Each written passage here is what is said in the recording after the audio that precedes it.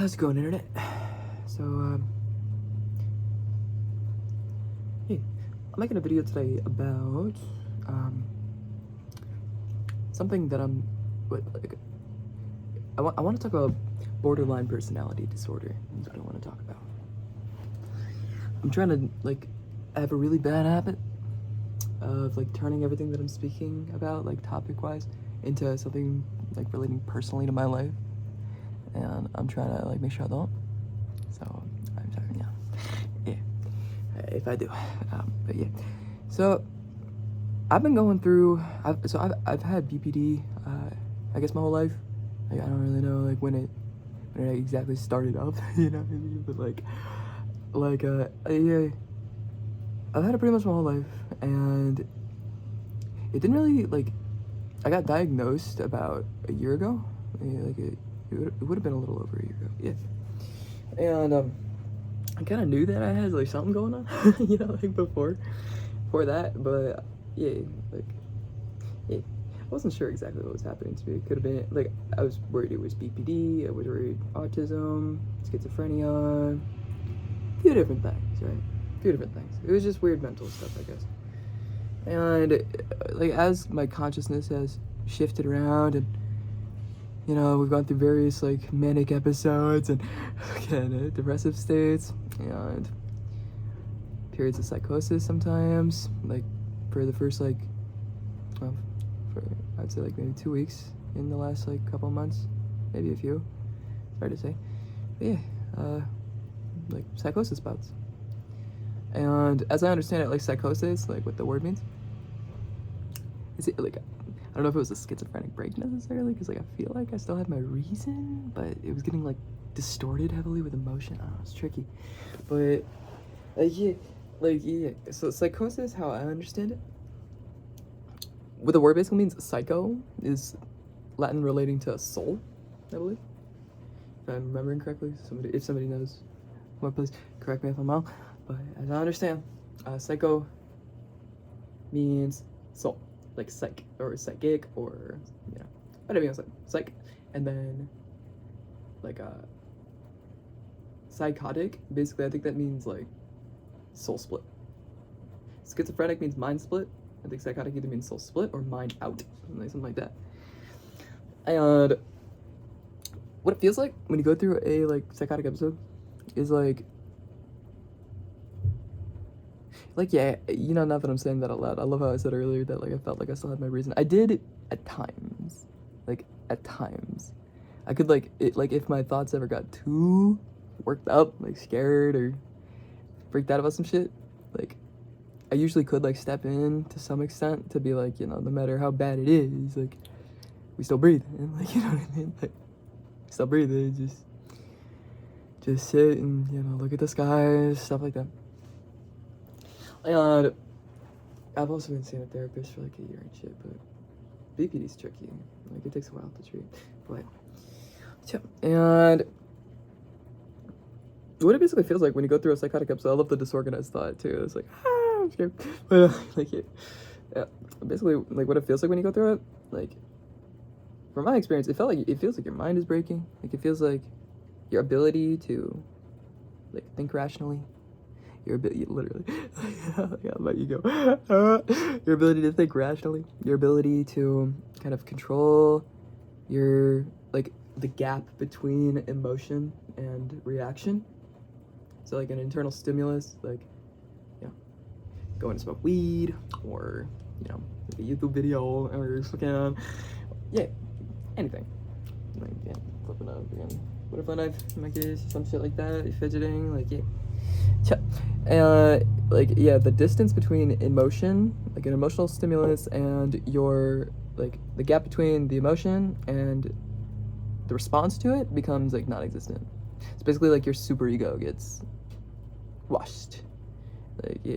Silenced, drowned out, yeah, buried in emotion, self-consumed, lots of things. Yeah, and, it's a shitty state to be in, dude. It's a shitty state to be in. It's the worst part about it, it's, scary and confusing would be the best way to put it. It's scary and confusing. Because you feel things very, visceral and real like bad things are happening, and you don't understand how they're happening, and you don't understand what you can do about it. But all you know is that like everything is terrible, and like things just feel like they're breaking a little bit, and yeah, and yeah, it just don't feel good. It like, I know with there's a few different types of psychosis, obviously. With BPD, what it tends to be is like an extreme splitting event, and splitting and emotional flipping with BPD, as I understand it, is like you basically go from all yin to all yang, or all yang to all yin. So like if you think like life is all good, like if you're split, you can either think life is all good, you're all good, your friends are all good, parents, like whatever. You think you can't see things from a balanced perspective, or you think they're all bad. Like yeah, either way, and it'll flip between the two. It'll be like if you're emotionally split, like it will literally completely like if it's a pole and there are two polarities, like it's literally like turning the fucking thing like this, or like it acts as something not like this. Like it's like you literally, how I experienced it anyway, like, so how I saw my energetic body before, like how I came to on the inside, like my map was, so we have the like ego layer, so like the pain body, if we're going through the pain, or the layers of the onion, you got the pain body, then underneath that you got the emotional layer, and the emotional layer basically is an energetic aura that I think, yeah, I guess that's probably that is split between yin and yang. So it's got a like dark nighty channel and a light nighty channel, or sun and moon, black and white, whatever you're gonna say. And one of them goes down and one of them goes up, and they like, yeah, like it's hard to do it at the same time, but yeah, I don't know, man, it's hard to do at the same time. But yeah, they intertwine them, and those two halves, like the energetic layer, I guess you'd call it, is essentially the soul layer. So like emotion, motion, movement, like speaking and things like this. You can speak from the pain body level too, but typically, like as human beings, we can tell if somebody's speaking from a pain body level versus like the self and stuff, or a soul. Like yeah, you have trouble seeing this, like if you're like too close to your ego, you have trouble seeing this. But typically, I think people can see it. I don't know, it's probably not fair for me to say that, but yeah, if people are talking through their ego, it's like, yeah, lots of comparisons, lots of like, yeah. Anyways, getting off topic, I guess. Like, yeah, it's basically everything's comparative and like value judgment-y. So like good, bad, yeah, pain body. And if you're split, like you think of things like that, like kind of how a child does. You think things are good or bad, very good, very bad. Like, yeah, it's like simple thinking, simple black and white thinking. And it's like you literally feel like you're like whatever your IQ was before the psychosis event, like during it, you feel like it gets chopped into like at least half, if not a third of what it used to be. It's like you can't think, you can't, like it's very hard to understand things. I remember I was trying to watch like the old spirituality videos that I had been watching, and like for the first couple weeks, the ones with Matthias the Stefano. Shouts out to the guy, I love him. But, yeah, yeah, and I tried watching that for the first like 2 weeks, like because I was going through it and I was having a hard time, and so I wanted to like find a way to calm down and to like reconnect with spirit if I could. And when I did, it was the weirdest thing. It's like I couldn't like process anything the guy was saying. Like while he was talking, it would be like I couldn't hold my like perspective points in my head in one place. It was constantly getting like shoved down or pushed back, or yeah, I'm pretty sure it was my emotions doing this. Like it's wrong of me to blame other people, especially like calling them out online by name and shit. Like, yeah. But I'm sorry for anybody who saw that. I did unlist the videos. So, yeah, I'm just trying to alleviate guilt, I guess. But yeah, it's wrong to do that shit. It's wrong to do that shit. So yeah, I forget what I was talking about. Yeah. Oh yeah, we wrote through the layers of the onion. This is called disorganized thinking. I'm really worried I had like some kind of schizophrenic break. I also didn't get any sleep last night, so like that probably ain't helping. But yeah, so like yeah, after you get the get past the energetic layer with the two naughty channels, Yeah, sudden shift there. Then underneath that, you got your chakras. And then the chakras, underneath that, it's like void, essentially. It's like the skeleton and the void. Like, if we're talking about the energetic body, like the chakras and the axis. So that'd be the skeleton, the axis on the energetic level. Axis. So, and when you go through psychosis or when you go through a schizophrenic break or something like narcissistic abuse, which all three of those can be very like easily mistaken depending on the severity of it, but yeah, I'm pretty sure either schizophrenia or BPD, but I think the narcissistic abuse, like, it's probably a lot of kind of internalized projection, like, and yeah, I mean, I've seen the tendencies in me. I'm not gonna lie. I'm not gonna pretend. I mean, I like it. Me wish I didn't have these traits. Me wish that. Yeah. I mean, I ain't gonna mope too hard about it, because like everybody's got darkness, and it's my job to heal it, and ain't nobody gonna heal it for me. And that's why we got the the borderline personality sort of workbook and shit. Like, yeah, we getting through it, but I can just tell that, like, so BPD is essentially like covert narcissism. Like when you're healthy, like when you're chilling and not going through psychosis, like essentially how it manifests, I think, is covert narcissism. And like even during a flare up, like that's when like it affects your behavior. But on the insides, when you're healthy, like I would say even still, like it doesn't even manifest necessarily into like, it'll be very like non-overt comparative beliefs. Like it won't directly compare, like the ego won't directly compare like itself to any person in particular, but it will start to assess itself based on like value judgment. So like it'll think that it's really good at something. It's like good compared to who? Yeah, no. The only person you should compare yourself is to who you were yesterday. So, hey, yeah, no. Hey, and like yeah, it'll come up with like comparative statements. It'll start to put value judgments on like what it's done, its achievements, and like things like this. And it'll hold it very dearly, and it'll start to like understand itself based on externalized things. And I've like talked about narcissism a little bit and like how I understand it to work, but like essentially, like, and covert narcissism really isn't that different than overt narcissism.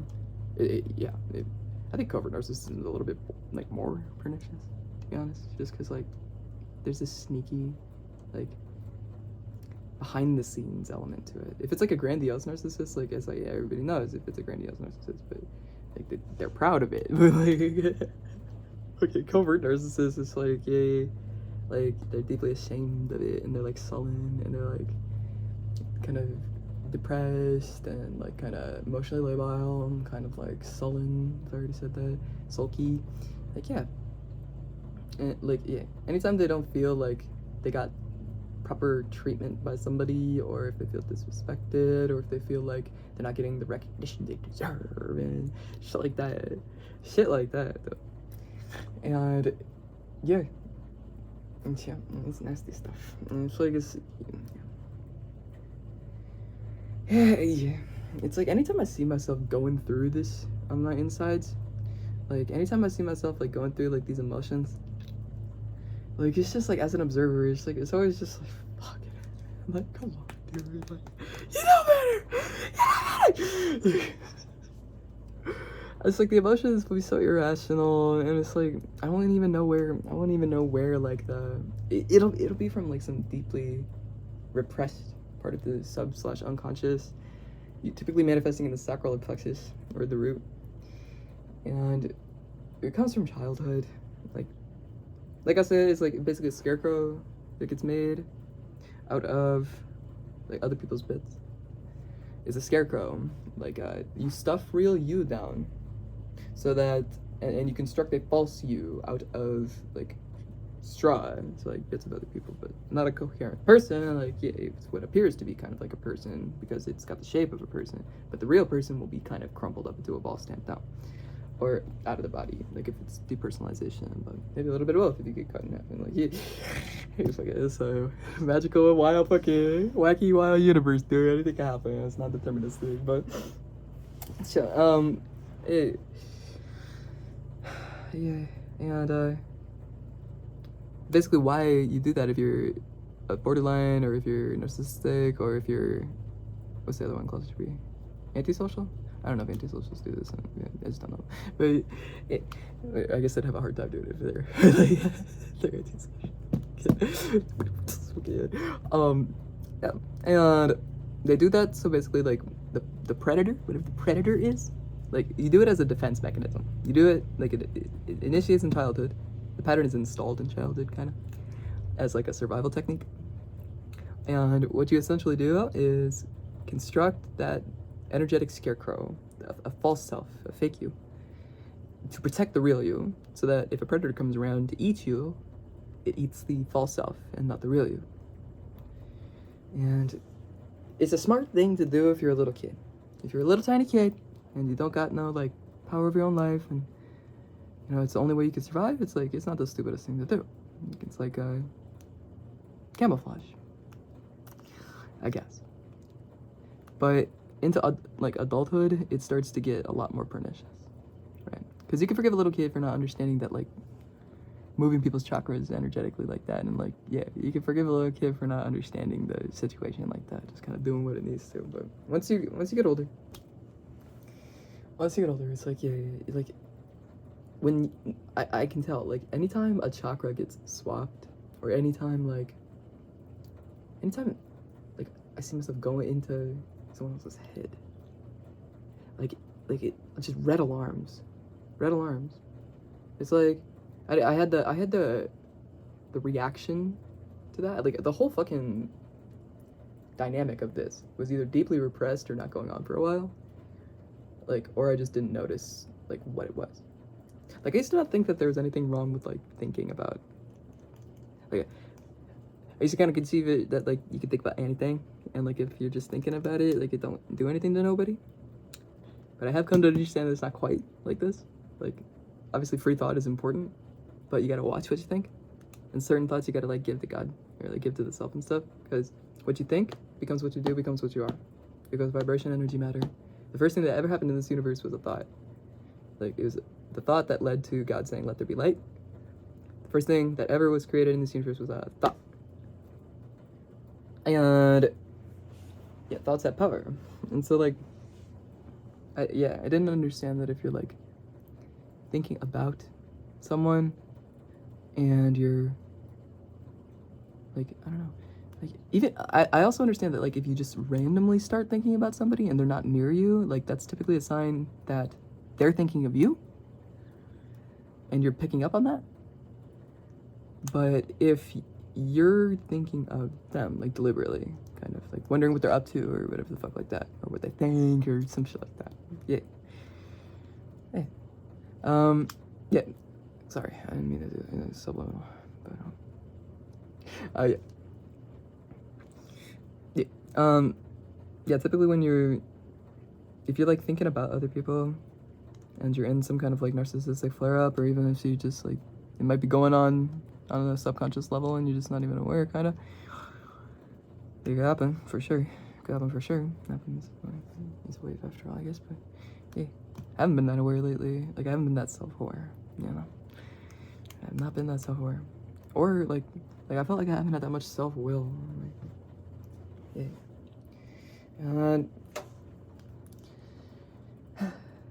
and essentially like what happens when you're thinking about other people in that way and like wondering what they're up to, and you feel like you're kind of getting in their head a little bit, like yeah, I guess that's kind of the active mechanism that does the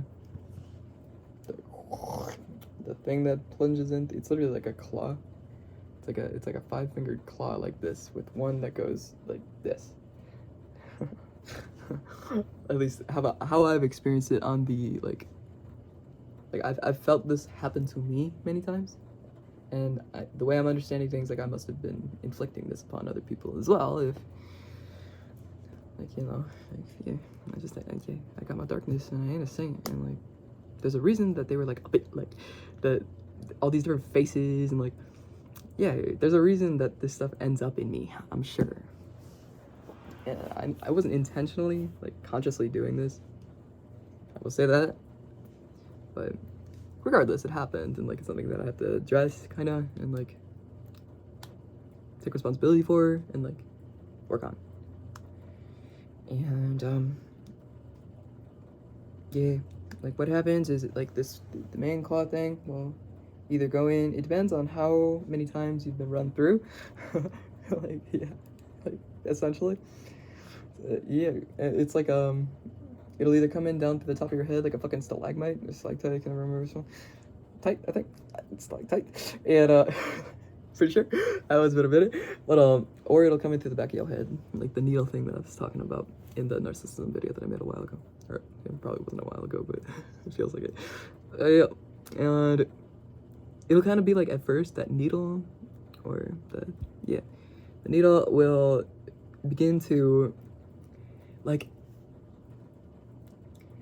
it essentially, it has to get you to accept its presence in some way. Like, it has to either feed you some nice thoughts or feed you some mean thoughts and gets you emotionally worked up in some kind of way. Because if we're emotionally worked up, we have less self-control. Like, generally, like, nobody perfect. It's good. It's a good thing that if you can get emotionally worked up and maintain your self-control and your chill, that's a great state to be in. That's where you want to be at. It's called vairagya, or detachment. It's a great state to be in. But yeah, like, it has to get at you in some kind of way, like, emotionally. And if it can get you to engage with it, so, like, to speak back to it, respond to it, defend yourself, personalize it, anything like that, it gains strength. And it gains more access to you. And as it's working its way in, it'll have a guise of, like, don't pay attention to what's going on. Like, don't think about it. Like, shit like that. And if you're not, like, super sensitive to, like, the sensations inside of your body, which Lord knows I wasn't for a very, very long time. I could barely feel for, like, this weather. But yeah, how it'll manifest, like, it could be just like a baseline level of anxiety. It could just be like a baseline level of, like, not good. Like you'll get a feeling, like, your body will have a reaction to it. The body understands when this is going on. The body understands, and the self does too. But sometimes the, like, conscious ego has a hard time. So yeah, yeah, and so once it gets inside of you, like, those claws, it goes from a needle to, like, a bee stinger, I would describe it as, to, like, a rhino horn, kind of. Like, it gets, like, thicker and bigger, like that. And it continues to pop the door open. I hope it doesn't, but yeah. And as it does, it will start to, like, using the mechanism of, like, feelings, like, sending emotion through you, or if you have, or if it's put its perspective inside of your head, whatever I hate saying it like that, but you know what I mean, like, yeah, whatever has, if a person has put their perspective inside of your head and snatched yours, you might be experiencing reality, like, kind of through their perspective without even knowing it. Like, something will just feel off, and you'll be thinking about things kind of differently, and the emotions that person is experiencing and feeling, like, sometimes you can accidentally think that that's you perceiving and feeling it like that, until, like, you kind of, like, find your awareness and then, like, try to move it deliberately. And typically when you do that, like, your actual awareness will kind of, yeah. And yeah, and yeah. These are just, like, some things that I've kind of picked up along the way, because I've both been on the receiving end of cluster B stuff and the, I'm sure, like, disher outer of cluster B toxicity, like, both. And I understand how, I guess, like, yeah, how abusive and manipulative and, like, nasty and painful and devastating, like, it can be. It basically drains you of all of your self-esteem, self-worth, identity, like yourself, your emotion, your vitality, your chi, your heat.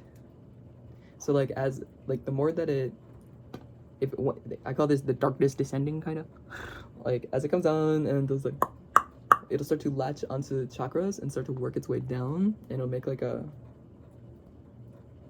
like if y'all ever seen Avatar, like the freaking the wall in Ba Sing Se when they had the drill, it's kind of like that. And at like full-blown like takeover, I guess, essentially what it does, if you ever see somebody like roll their sleeves up and like lean forward, I guarantee you that's one of these like taking control of them and stuff, especially if their torso is like kind of way too wide and like they're kind of like not holding themselves upright, and like it basically splits open the top of this, like your energetic body like that, and you will viscerally feel this. You'll viscerally feel this if it's happening to you and you're aware of your energetic body. You viscerally feel this, and it's yeah, nasty. Like literally, it's like 5 knives, 1, 2, 3, 4, 5, and you'll be able to see it sometimes in the neck. If you ever see somebody with like a really pointy thing going like this, I don't know if you can like catch the, yeah, like that, with a line down the middle. It almost looks like a claw in your neck. Like yeah, that's one of them.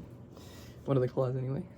And what that is basically like, it's like a reverse bee stinger, like I was saying, or like if it was that drill, it's like it's actually quite a lot like that Ba Sing Se drill, like in the sense that it like took the gook from the wall and like washed it out, you know what I mean, like on the side.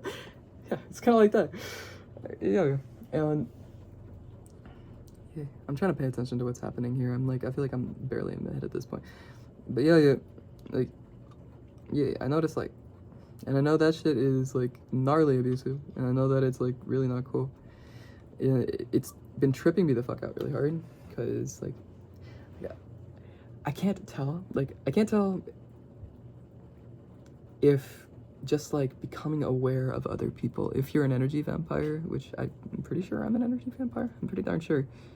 I hope not. I'm gonna fix this shit. I'm gonna fix this shit, but I can't tell if just becoming aware of other people like starts to do this to them, or if there has to be some kind of like interpersonal connection in some way. I'm pretty sure like you have to like get at the person in some kind of way. Like you have to get them to drop their boundaries in some kind of way, and it takes connection, like at least an initial connection.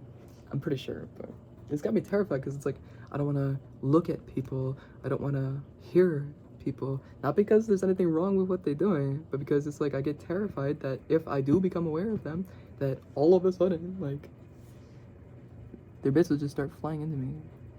And I don't experience this happening for sure. It's what it'll experience, like what I will experience it like when this is happening, when I'm feeling like this, because there's lots of times when I could just sit outside and chill and like I'm just paying attention to what I'm doing and like yeah. But lately anyway, it'll be like, so basically like if somebody's like walking down the street or like riding a bike or something, like I will hear that, like I'll become aware of that, and then I'll get kind of like tense and I'll be like shit. It's like stay focused, because it's been happening for a little bit. It's like reinforcement in my mind, and I'll be like stay focused, and like I'll see my fingers sometimes, either it'll be like a this, like my fingers will be doing like a this, and when I see this, it makes me think of this, like the, and I'll see like this happening too, or like this. If you ever see like this and then this, like they clench it, like, by the way, I don't know what that was, but I was just doing that for demonstration purposes. I don't even know what the fuck. Yeah, that's like taking a chakra, and anytime I see what I'm pretty sure is myself, like I said, if it's a different awareness point, like it's hard to tell. What I'm pretty sure is myself, every time I see it doing, it must have been if it was going on in Kent like that. Like, yeah, I'm not trying to skate responsibility to like fix like my toxic tendencies. Like, yeah, I'm worth it. Like, yeah, other people don't deserve to be hurt. Yeah. But yeah, it's like, I don't know.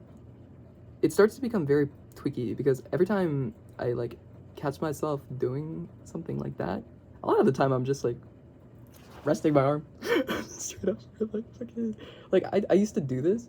I used to do like this. Like I'd find like a little bar right here, and it would correlate to like my third eye, and I would squeeze it together. And what that would do is like spin in the camera shutter, you know, and like bring it in back to a singular. And so like I would pinch together, and and I don't know if that's what that is, but like it's got me terrified to move my hands and to think. It's like a really fucking catatonic type state to be in. Like, yeah, it's got me terrified to think or move my hands or to look at other people or to become aware of other people and shit. And like every time I ask my insides, like, am I doing this? Like, am I doing this? Like, I'll feel spirit kind of come up in me, and it'll tell me like, no. But like, I don't want to just like believe that, like, I don't know, like it kind of seems like that might be yes manning in some kind of way. Like, I don't know, man. Don't say no. Like, yeah, I don't know.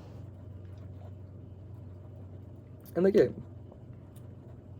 the self doubt's another thing. Like self gaslighting. It's like the BPD ego is a very tricky thing to deal with, and it's not because like it's like I love my body, I love myself, I love the person that I am. I love the person that I am.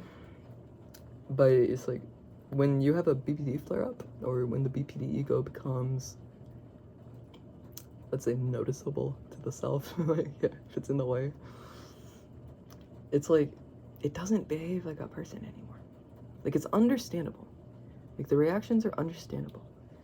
But it like it reminds me more of like a program, like a automated, generalized kind of series of emotional reactions that typically are like, it's like a reacting out of something that happened to you in childhood, kind of typically.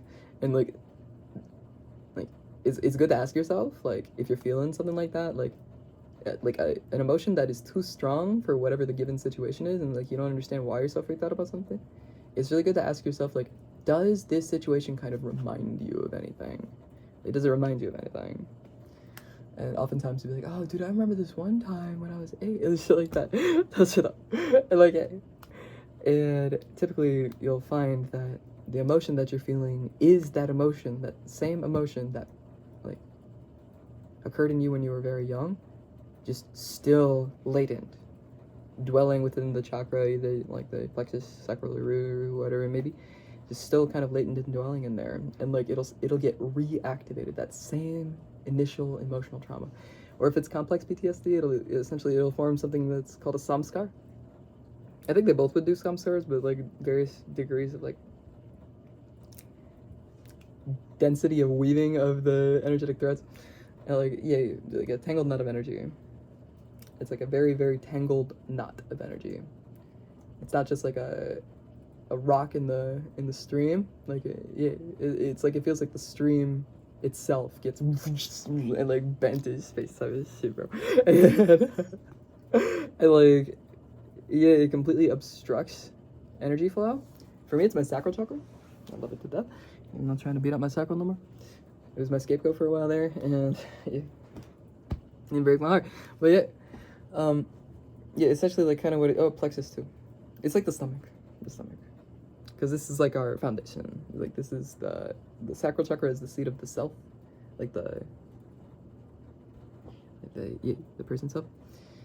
It's the divine perspective as opposed to the universal perspective, the subjective point of view versus the objective point of view. And that's the sacral chakra is typically the seat of that, which is like, it's like a couple inches below your navel. So that's where the womb would be if you're a woman. And yeah, and how it basically like manifests for me, like it'll create these like kind of tendril things. I call them tendrils, and it's like it creates this thing called the brain gut connection, and it goes up your spine, almost like Kundalini, but you can tell like when it goes up, it's not clearing anything out at all. It's just kind of going up. And like with Kundalini, you feel like this tangible feeling of letting go, and like you feel lighter, and you feel like you feel it kind of like your aura like radiating the emotion away from you. If it's Kundalini, but when it's this, it like that doesn't happen. You just feel like stuff go up your spine, like it's like too, and it'll go in through the atlas and kind of plug into your eyes and like make them face outward as opposed to inward, and kind of bulge out a little bit. And that's like when we're in like seeking mode. And if it's BPD, what you're seeking for is essentially the womb again. You're trying to get back to the womb. You want the world would be too intense, it's all too much, it's all just terrible, it's all just like it needs to change right now, like it makes you feel like all sorts of ways. And essentially what you look for is to get back to the womb. If it's like some other kind of illness, it might take you to like, you know, you just need to leave, or you need to go on a walk, or you need to get food, or you need to something like that. But with BPD, it tends to manifest as like coping, get back to the womb, darkness, nothingness, nothing at all, no person, like, yeah, that's typically how it, yeah. It's gnarly. It's like there's been it's not when you're having a BPD flare up, like there's no rational way to talk yourself out of the emotion, like besides like remembering, if you can remember a singular incident that initiated it, then it's a difference. It can be a different story. Even that, I'm not gonna say it's like easy, you know, like it's never easy to heal trauma, but if it's like something like complex PTSD, like, or childhood PTSD, CPTSD, basically essentially what it was like repeated, like a constantly repeated trauma. And so like you can't pin down any one day or any one event really, like, yeah, this is a thing, yeah. And so it can become a lot harder to like help yourself to understand what yourself is going through and what yourself is like, yeah, like why it might be feeling the emotions it's feeling. And yeah, it could be really hard. And like I've spent a lot of time personally like sitting down with myself and like trying to like talk it out, and sometimes that works, but sometimes it doesn't do good things at all. Like sometimes you'll basically like put yourself into kind of a trance, and like it's essentially a way to escape. It's like trying to logic your way out of emotion, or trying to solve an internal problem with an external solution, both of which don't really work that well. And yeah, at least in my experience. And it could just be tricky. And I'm feeling super sorry for myself, but I'm talking about how hard it is and shit. Like fucking, like BPD is something that's gotta be taken fucking seriously. Like, I have BPD, and I don't consider myself to be like a dangerous person at all. But when it comes to like manipulation tactics and like energy stuff and like relationships, it's like I have a record. Like, yeah, I've blown up a lot of relationships, and I've screwed up a lot of friendships, and yeah, I've probably hurt people when I did not intend to. Like, I've probably, yeah, not probably. I mean, like, yeah, everybody's hurt other people sometimes. I'm talking physically. There's never a good enough reason to. There's never a good enough reason to be unkind to somebody, let alone hit them. But physical is a different story. But energetically, like, yeah, I've said some hurtful shit to people. I've been mean. I've been cruel. I've been like dismissive. I've been lots of things before like that. And everybody's got darkness. It's not about being perfect. But with BPD, it's like, yeah, it takes it to a bit of a level, because not only is it like, do you feel like the self-righteous indignation, like if you feel like somebody hurt you, but you also feel like, I don't know, like there's like bitter vitriol. It's like, it's very saturated emotion. It's very like, I don't know. Yeah. And it's a struggle. However, I have heard that with BPD, like it's a lot more kind of like treatable than it's made to seem, generally. I don't know how true this is, because I'm not a scientist or a like psychiatrist or like a like, yeah, I've just watched videos about this from Dr. K from Healthy Gamer GG. He's my favorite. Love y'all. Hello, quickly. Dude taught me how to meditate. But yeah, well, yeah, I watched his videos and learned how to meditate. I guess I'm grateful to my higher self too. But yeah, yeah, how I understand it is like a lot of BPD cases can be not necessarily cured, but like really heavily, like the symptoms can be just about in remission after, I think it was like 2 years or so in a relationship where somebody doesn't abandon you. Is essentially what it takes. Just 2 years or roundabout is like, I doubt it's like a magic number, in a healthy relationship where the other person doesn't abandon you and like loves you for you. And like if you can find that when you have BPD, namaste tell anyone else who's out here, like, stop. Okay. Apparently that does wonderful things for like this, the fear of abandonment, which is this like one of the central things to BPD. Is like a persistent fear of abandonment to the point where you do things to avoid abandonment, which typically lead to you becoming abandoned by your friends. Like the efforts to avoid it, like typically bring it about. It's like it's like quicksand or like the freaking trap hand things in Jaws, or not Jaws, in Saw with like the where if you try to like or the top of a cup or like where the straw goes in, like if you put your finger in it and you try to pull it back out, it's all fucking pointy and it hurts and shit. It's inhaled some hair. Yeah. Goodness. Alright, well I'll probably call it there. Yeah, BPD is a like very I think it's demonized quite a lot, and I think that like people with BPD are demonized quite a lot, and like I hear like there's stigmas around it, like, oh, she's a borderline and shit, like you know, like the fucking crazy ex-girlfriends, like like it's that stereotype, and like yeah, we're people too. And yeah, I would say like I don't know, from my personal experience, I feel like I've experienced like a pretty large chunk of this life like free of symptoms. Like it's not a constant thing, but when it is active, like it's quite debilitating. Especially things like psychosis episodes. It's quite debilitating. And so, to anyone who has it, like my heart goes out to you. Namaste. I'm really hoping that like as a community we can like understand like more ways to treat this, and I know DBT, dialectical behavioral therapy, is really good for it too. But like, like the general prognosis, like I heard Alok, Dr. K, I say this like another guy, but Dr. K,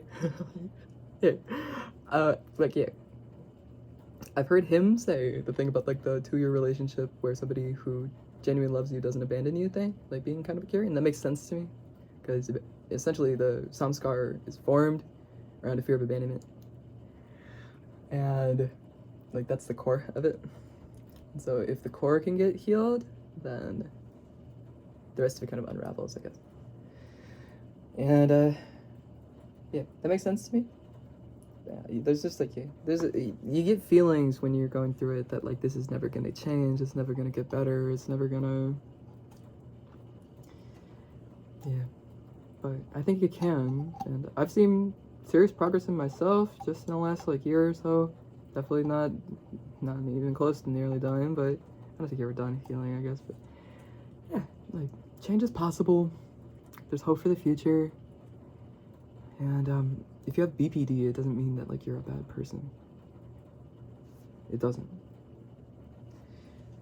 You're like like everybody has darkness, and everybody's got their issues, and it's all about like. It's not about what you feel.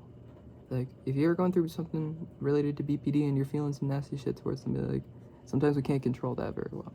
But as long as you control your actions and you can maintain that distance between emotion and reaction and try to respond instead of react, it helps quite a lot. But it can be really difficult to do that, and it's much easier said than done. Yeah. If any of y'all have any tips, I would love to hear it. I've been trying to get this figured out. I've been trying to heal. First, I kind of had to accept that like a lot of the things that were going on. Like I had to become aware of it in order to be able to do anything about it. But the good news, I guess, is that awareness is not just the first step; it's the biggest step. Because when you become aware of something, it has less to no power over you anymore. Yeah, because the self like knows that all things are the self, and so it's all equal. And so the self won't like submit to like the voice of BPD. And like if you can see it for what it is and you're aware of it, it's like, yeah, it has significantly less power over you then. It's just kind of something you have to deal with as opposed to something you're being like controlled by. Which is a very different thing. Very different thing. And so yeah. Yeah. Namaste y'all. Be blessed. BPD is no. It's just another disorder. It's a personality disorder, but yeah. There's never a good enough reason to hurt anybody. There's never a good enough reason to be unkind. There's never a good enough reason to like just toss accusations out and, you know, yeah, there's never a good enough reason. And I do want to say I'm sorry to, like, some people are gonna know what I'm talking about here, but like most people, yeah, for what's worth. I'm sorry for any times that I've done that. I'm sorry for any times that I've emotionally dumped my BS on y'all. Yeah. And also like, yeah, I'm not just trying to alleviate my own guilt, and I understand that like I can't expect anything in return. I just want to say it, like, now that I'm aware of it, I guess I can see it. I can see it, and I'm doing everything that I can to get a handle on this thing, and to maintain that emotional detachment from the self and the ego, and to try and dwell in the self perspective as opposed to the ego perspective, especially during these types of things, like during these flare-ups. And yeah, namaste y'all. Namaste. Hope everybody's warm and well fed. May all your hearts be blessed. Om Namah Shivaya. Namaste. See y'all next time.